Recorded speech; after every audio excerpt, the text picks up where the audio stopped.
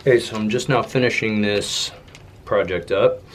Gone all the way through using my purple glue stick, and so I'm finishing up my last two little guys here.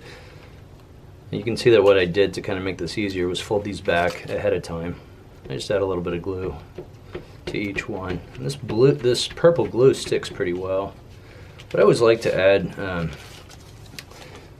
something to seal it when I'm completed with it, just to make it sure that it doesn't really move or whatever. Got to add a little bit of glue here to get those tabs to stick down. It's a pretty good project in terms of showing how these really brighter warm colors can pop out quite a bit from the cooler, darker colors. It usually does pretty well with students. Plus you can start to see all the different brush strokes and stuff in here. Comes up pretty nice too. Get this last little bit done here, and then we'll seal it up, call it a success.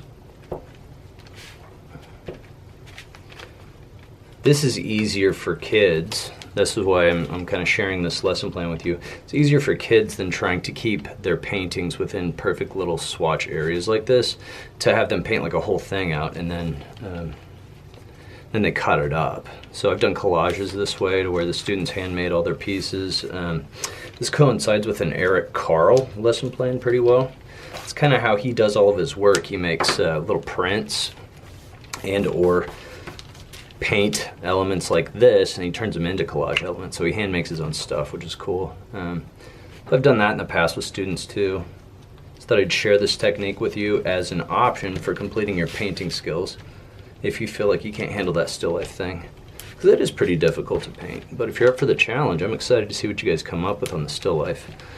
Okay, I'm gonna stick that down pretty well. I'm pretty happy with that. So what you do now is you'd seal it, because a lot of these edges are gonna try to pop on you. And if you don't like this stuff out here that's not clean, you can trim it off. But I just use I use a matte varnish through Liquitex, but I can buy a lot of it in bulk, and I use it for painting classes and stuff like that.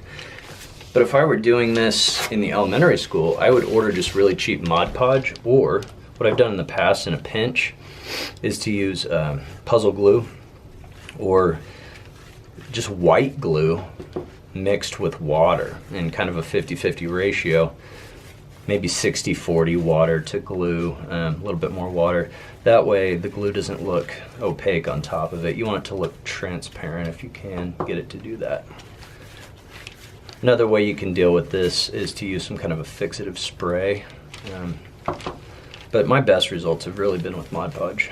I don't even know how well this varnish will work on here. I know it'll seal it, but you know, we might lose some of the luster of these colors because it's a matte varnish. I would use a gloss varnish like Mod Podge, because it really shows all the cool little brush strokes going on in here. Really brings a lot of texture out. Okay. So I think we call it good at this point. Good luck, happy painting, have a good time. Don't forget to clean up your mess, right?